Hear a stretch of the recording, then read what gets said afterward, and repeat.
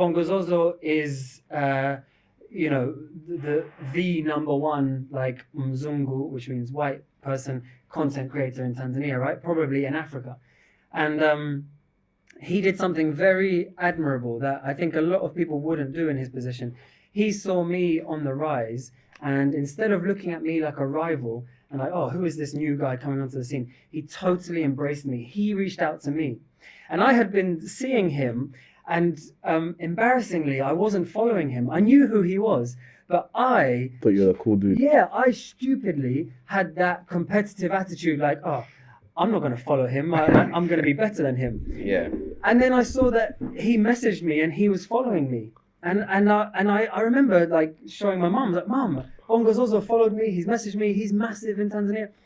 And obviously, I replied and we got chatting, and he just said, look, I think you're great, man. Let's meet up, We could do something good together. And then we met in Tanzania.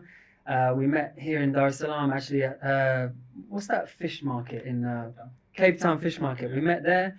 And and then, like, the first time I met him, he was like, dude, you have to come with me to Ivory Coast. You can be an ambassador for the Tanzanian national football team. So you guys started getting close very recently? Because last year. That was last year. Yeah, AFCON, the competition was January this year. We connected, like, kind of, I don't know, September last year. Oh. Yeah. So when you meet someone and you just know, like, he's genuine, he's real, no bullshit. Yeah, he can be my person. So he took me under his wing, and he promoted me.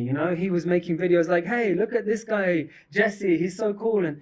And it was when we were in Ghana, actually. So before going to Ivory Coast, we stopped off in Ghana because my sister lives in Ghana with her family.